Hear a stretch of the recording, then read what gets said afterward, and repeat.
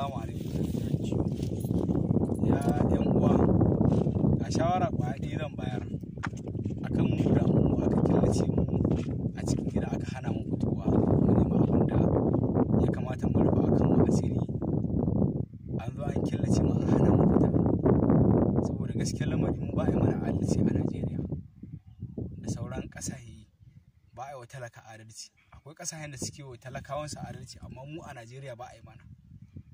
To yanzu kana magana cewa ba a muku adalci, kana tunanin kamar yadda su suke tsara yanayin al'amuransu kasashen waje kuma ku zo a tsara muku wannan abubuwan haka wanda za a ke ciyar da ku ko a baku wasu kuɗin hutu da aka killatar da ku samu wasu awa bayan? To ai babu wanda ya ƙi hutu idan har za a wadatar da shi da abin da zai ci. A ce ya waye gari dai yau a ce gashi abubuwa akwai enough a tare da shi. To ba a yi mana kwaya ɗaya ba. Wannan kuma muna ji a sauran ƙasashe da suka haɗu da wannan cutar coronavirus ɗin. Sauran ƙasashe an ce gwamnatinsu tana taimaka musu da abubuwa amma mu ba a yi mana wannan abun ba.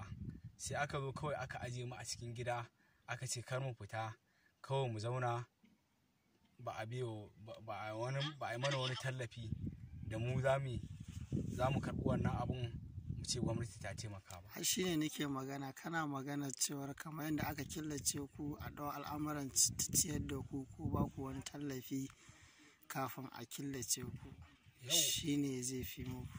Yau idan aka yi wannan kafin a wannan killace mu ɗin ma a ce dama gwamnati ta ɗauki mataki duk ta taimaka duk wani talaka da yake Najeriya yake jihar Kano ba. A Najeriya. Da Najeriya. To amma ba a yi wannan abu kwaya ɗaya ba. Kawai an zo kawai kai tsaye an zo an ce an ƙirƙiri doka an zo an ce kaza kaza. Amma an rasa mutanen da za su. Ta ba da lokaci wajen kwana 2 ne ko madangaciyar haka ku sai abinci kuma an sanar za a rufe garin. To ai mu leburori ne. Ba leburori ne mu mun je mun saki jikinmu mun yi aiki za mu samu. Shi ne za mu zo mu wani. To kai da ka ji za a rufe garin baka samu wasu 'yan canji ka sai abincin ba saboda dole ba da aikin za ka je ko kawai za ka je ka samu gidan mutum kawai kai ta masa aiki bai kira ka ba kawai ba ku wani da shi ba kawai za ka je ka samu ka wannan ba an kira ka kun za ka samu ba to ba a kira ka din ba to ta za ka samu. To gaskiya ni dai ina biyo mahukuntan Najeriya shawara ya kamata su yi nazari akan wannan abin da suka yi. Amma gaskiya yanzu kai in an zo taimaka muku abinci kuke bukata ta taimaka muku ko kuɗi? To in misali in an baka kuɗi kuma an rufe kasuwanni ina za ka je ka siyo kuɗin za ka ci ko kuma? To ai in aka baku kuɗin ka sani ko da za a dan buɗe ku je ku samu sayayyar da za ku yi da sauransu.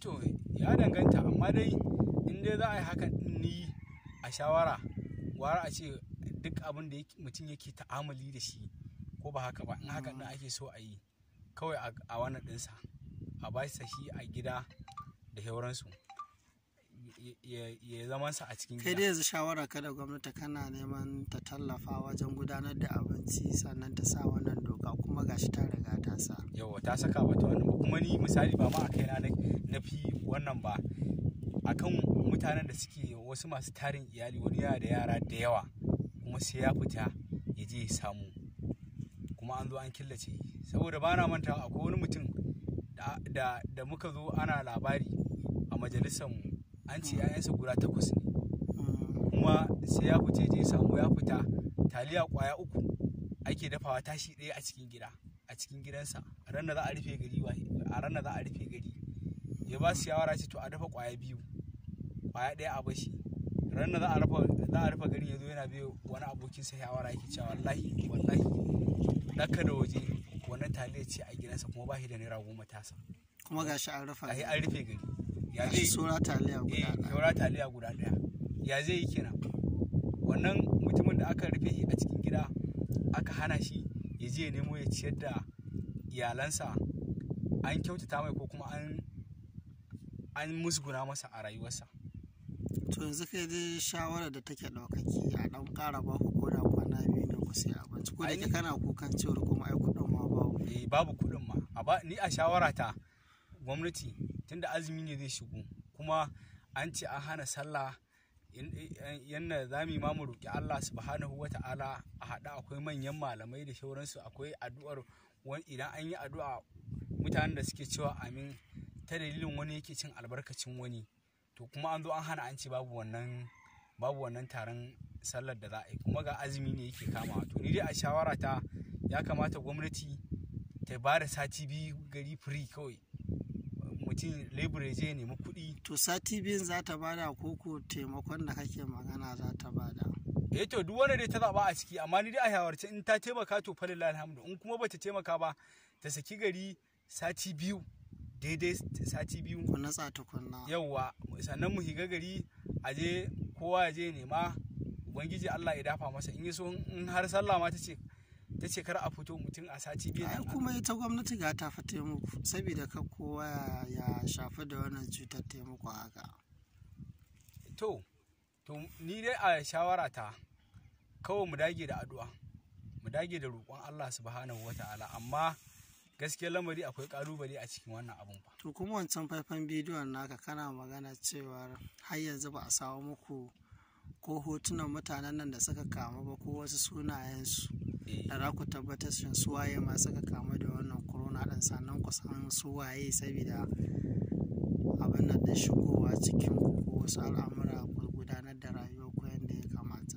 Gaskiya ni dai ban ga wannan aka ce yau gashi an gwamnati ta faɗi sunayen waɗanda suka haɗu da wannan cutar, ko aka ɗauko hotunan su aka watsa a duniya kowa yake gani. Idan yanayin yanna an aka ce ga wane yana da wannan cutar, yanayin yanna mu za mu kiyaye irin mu'amala da shi, ka gane ko da sauransu. To ba a yi kwaya ɗaya wannan ba, kawai dai muna jiji a kuma in ta jita. killace kaga kila ba za ta sallama mutum ba sai ya warke. Kaga ko da ta nuna an ya warke ya shigo ciki, kaga ai ba wanda zai kama da ita kenan. To ai dama shi Allah bai yi cuta ba, an ce he da yi maganin ta, ko ba haka ba? Ka san komai akwai silarsa. Idan mutum aka ce yau ga hitin an ce a bannan ana warkewa, in an kama ana warkewa, Allah yana kawo sauki, ko ba haka ba? Kuma sun ce ba kowane jini take ba kowane jini take dauka ba. Mu kaga mu a rana muke ta'amali, kuma an ce ba ta sa rana. Ba ta sa rana, mu a rana muke ta'amali. Sannan kuma a cikin wancan faifan bidiyon naka da yan bambanta ba, kana cewa yawanci maganin a miyan kuka da sauran wasu cima namu na gargajiya da motsi ma zai hana ka kama da ita. Kuma mu kaga mu da Allah ya mu a haka, to mun fa amfani ba da irin wannan ta'amali, ba mu ɗauki wasu gabaran abubuwa namu na al'ada a ce wai mun zubar da shi irin namu na gargajiya iyaye da kakanu ba. Mu duk muna amfani da wannan, shi yasa za ka ga mu dar normal. Yanzu kama a ce ka fito ko da wajen aiki ko wani abu yanayin. Wallahi da gudu zan, in dai a cikin unguwa ne da gudu zan fito. Amma in ya kai titi tunda kuna cikin doka kaga ba zan je ba wallahi, ba inda zan je, amma in dai a cikin unguwa ne in Allah da zai je. Yanzu dai ku kanku dai da gwamnati ta samu ta sauwaka wannan. Yawwa, a neman mana mafita dan Allah dan Annabi, in dai ana yi wa Allah da Annabi a neman mana mafita, shine kawai. To Allah ba mu sa'a. Amin.